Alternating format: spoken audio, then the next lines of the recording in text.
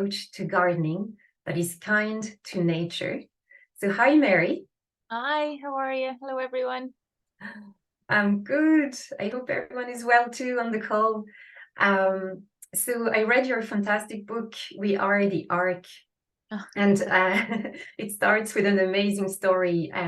Can you maybe tell us that story? What happened that day when you had a kind of a wake up call? sure. I've been working as a garden designer around the world for many years, and in um, the winter of 2018, I was sitting at my desk looking down over my lawn, and I saw a fox run past with two hares chasing the fox, which is not supposed to happen. And I kept watching the area they went into to see if they'd come back out. It was kind of a brambly, wild area, and I saw a little hedgehog run along in the same direction along the line of the hedge there. Um, and so I thought this is really reminds me of the Noah's Ark stories when I was a kid, And as I went outside to see what they were running away from, because the hedgehog should have been hibernating, and they all tend to be asleep, and it's winter time. They wouldn't be out during the daytime, so something was clearly wrong. So I went down. I live in Wexford, and I live in the countryside, and on the other side of the road, I went down the end of my lane to see what was happening. I heard noise, and on the other side of the road there had been this really um, thicket of a field, like full of thorny trees, and it's a native kind of plant community that was really impenetrable. It always reminded me of this Sleeping Beauty, this kind of wall of thorns. Nobody could get in there. And somebody had got planning permission to build a house at the top of the field, and they'd gone in with a digger and they'd cleared it out within minutes, really, to make a garden without any thought for all the creatures that called it home. And I kind of stood there, and I was kind of horrified because I had done this myself many times without thinking. Um, and so I went back inside and I sat down with a cup of tea to think about it. And I thought, no, I can't keep doing what I'm doing anymore. And how can one person help? Because I started to realize that nature had collapsed in Ireland, and that lovely green color that everybody talks about, most of it is fertilizers and nitrates from farming, Yeah.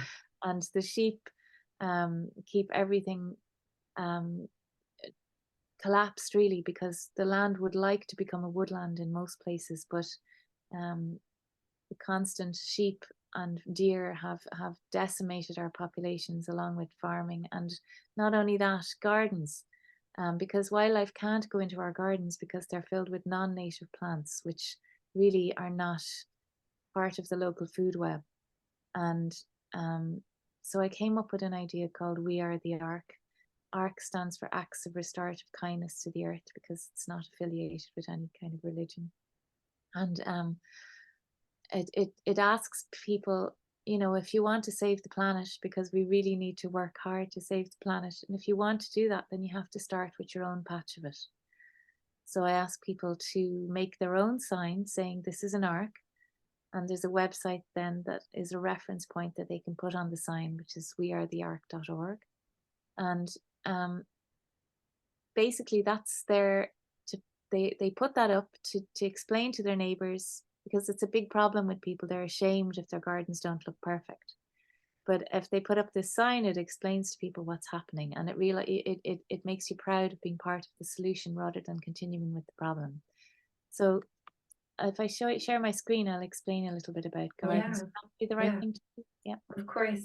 Just if I may, I just want to say, oh, sorry. I'm very impressed with your, I suppose, decision, because you saw that scene with the animals fleeing destruction, and you decided to make a stand and change your approach. So just want to highlight to everyone that's very courageous. It's easy just to keep going and to the same thing. So Yeah. Thanks.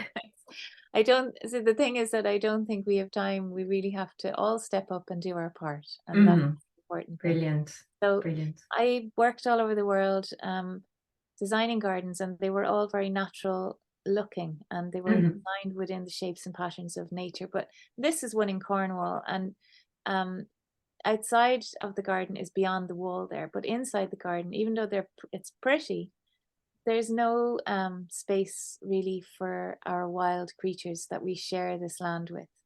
And if you look at the world as an interconnected web of life, every single creature is a thread in that web of life, and every single one of them has an important role to play. But the only creature that doesn't is us as people.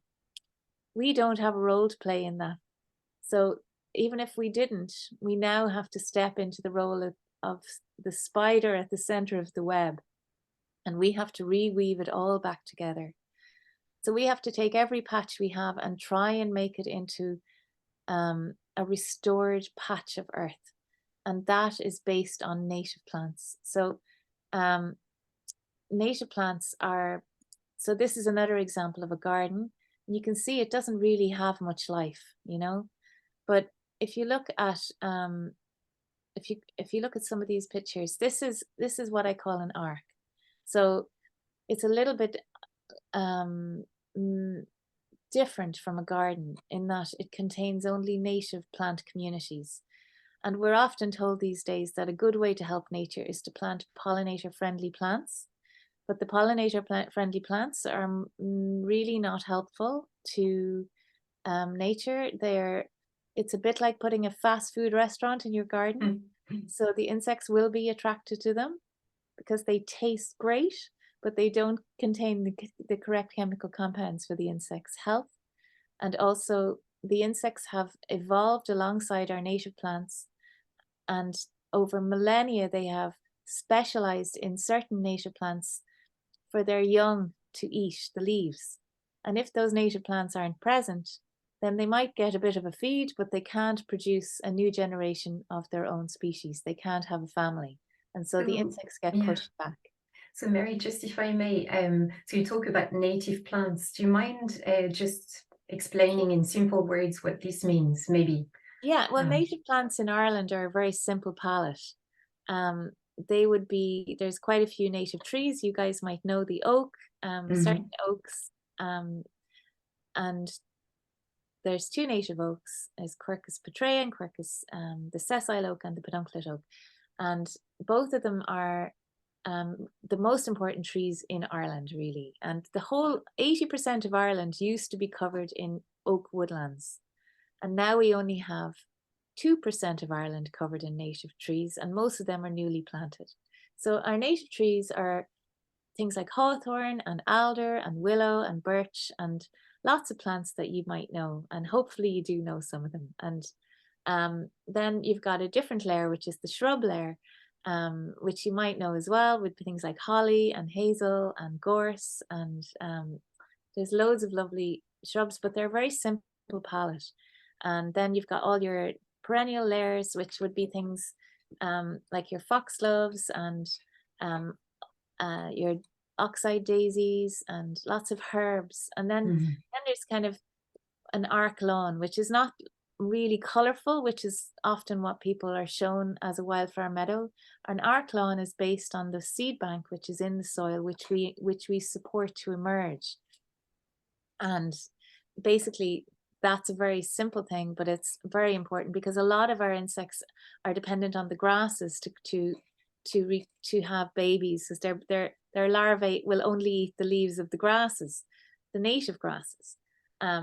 So we have to find space for all our native plant communities Mhm. within our patches of the earth. So you might only have a tiny garden, and that might mean you can only have a little patch of lawn, which would be an ARK lawn. You don't use chemicals in your ARK.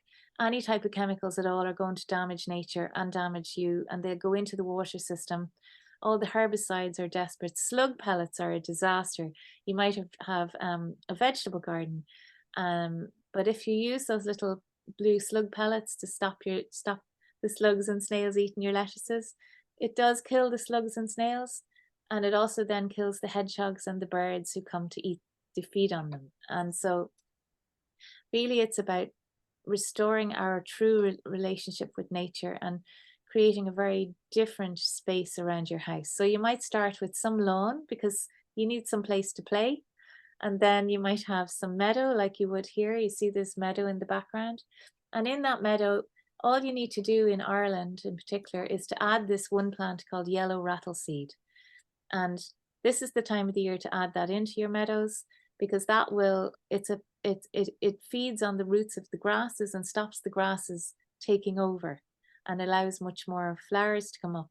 And the more different types of creatures that live, plant creatures that live in a space, the more diversity there is, the more life you're supporting.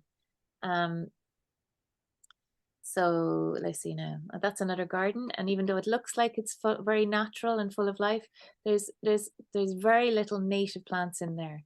So creatures might find sanctuary in there, but they won't find food.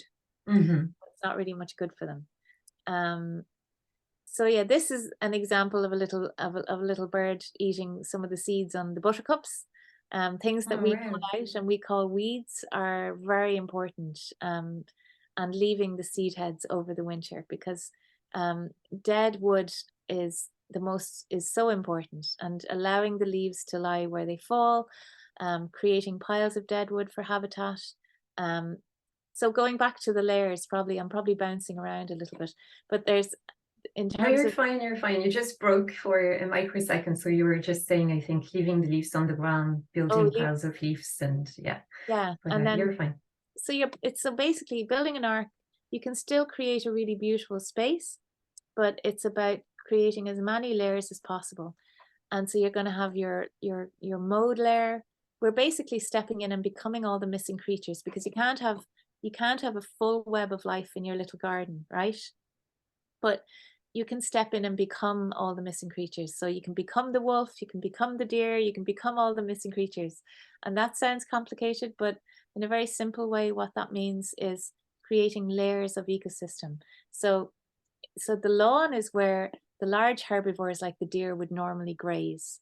So by having a lawn, you are being the deer as such, And then beyond the lawn, the edges of the lawn would be meadow, and that's really important layer again. And then beyond the layer of meadow, you'd have the shrubby layer or the scrubby layer, which would be brambles and gorse and thorns, and that's like nature's nursery for protecting areas so that she can grow her trees up through them. And then you'd have your emergent woodland, which contains kind of small willows and birches and things like that. And then you'd have your woodland.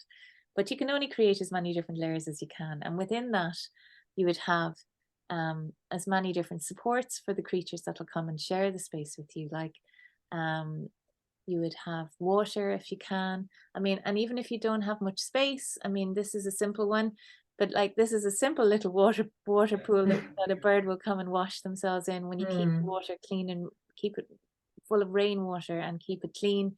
You'll find little birds coming as long as you make enough space in them to have a bath in there. You know, having the dead wood, like I say, allowing the leaves to fall down and restore the nutrients back into the earth. It's so important for so many larvae to finish their life cycles in the leaf litter, in the dead wood. So you have to leave all that there if you can. Just use a brush to sweep it off your path so that they're not slippy. And also the leaves on your lawn will kill off some of the grass and allow more diversity to come through. So it's not a bad thing. Mary, if I may just, I Yeah. mean, those pictures look so beautiful Yeah. to me. And they may be very surprising, because those are gardens and bigger gardens as well. Some of them are smaller, bigger gardens, but they're not the usual gardens we see around, at least not where I live. Yeah. How do you find, how do you find convincing people to turn their garden in something more natural? How easy is that, or Well, difficult? it's actually just about education, do you know? Because once you realize that your garden is more like a still life and that it's not really supporting any wildlife, and if you care about the earth and trying to help with the damage that we've done and trying to restore it, then it gives people so much joy when almost overnight, when you turn your garden into an ark, almost overnight it'll become full of creatures, you know. So like my land here, and now this is a big ark, so it's probably not the best example, but I hear we have a Facebook group called We Are the Ark, and people send in the most incredible images all the time of the creatures that turned up almost instantly when they started to bring the native plant communities back, because native plant communities are the foundation stone of all life on earth. And by bringing in what people call pollinator friendly plants, which are not helpful, and anything that Mhm. is not native shouldn't be in an ark, you know? So it's really exciting for me because if I look out my window here, you know, on an evening I might see a fox stroll past, you know, or I can see the evidence of badgers overnight, you know, they dig Wow. latrines, they dig holes to poo in, you know, and Mm. you can see them around the land. And if I sit by my pond, it's just covered in dragonflies. And Mm. they're all gone now because the weather has changed. But and birds and bats come at night time, and owls, and you don't get that in a garden, you know. What you get in a garden is control. So we have to Okay. give control. We have to let nature lead the way and support her to be as supportive as possible, to be as natural as possible, so that she can support all the creatures that we share this planet with, because we haven't been sharing. And it's time for us to step up and become guardians instead of gardeners, I think, you know. And Mm. it's really helpful for people because it's very hard if you're, sometimes people can get a little bit sad about how bad things are with the climate and stuff like that. But this actually gives people hope because they see how quickly the earth can recover if we let her lead the way and restore her clothing of choice rather Mhm. than dictating what we think looks pretty, Okay. you know? And Okay. that's really, really valuable to people, that they feel suddenly that there is hope, you know, Mm. and that's how you convince people to do it, Mm. because they get really excited. And the other side of arcing is trying to grow your own food as much as you can, because we need to step out of the industrial food farming, forestry, and fishing systems, which are killing everything on the planet, you know. So by growing your own food, you're going to have so much fun, and you're stepping outside of the system and doing something really positive. Um, and yeah, that's the other part of arcing. Yeah. Thank you so much, Mary. You were definitely need to get out to the garden, school grounds, and all of our outdoor spaces, and get going, I guess. But this is really, really, yeah, hopeful and beautiful and inspiring to hear that after, I suppose, restoring your outdoor space, you see all those creatures and animals, and I must say, I find it really beautiful. Yeah. So, There's a there's one question there, Sabrina, from a lady. Will I answer it, or do you want to do it later? yeah, we can move on to that. Yeah, you can take that question, and then we'll give everyone the chance to ask a question. Oh, I'm sorry. Okay. Well, No, no, this you're fine. You're listen, fine. Maria O'Sullivan asked about rhododendron. So Yeah, yeah. rhododendron is a non-native invasive plant, and it poisons the bees that come to take nectar from it. It is an extremely problematic reason. I'm sure NASA are very much involved in non-native invasive plants, because it's one of the main reasons for the collapse of nature, and so they have to be removed. And even though in Ireland, the NPWS, the National Parks and Wildlife Service, have said that one of the main reasons for the collapse of nature here are rhododendron and cherry laurel. It's still being sold in every garden centre, and you'll still see that all landscapers will plant cherry laurel as the hedge of choice, because it's evergreen and grows really easily.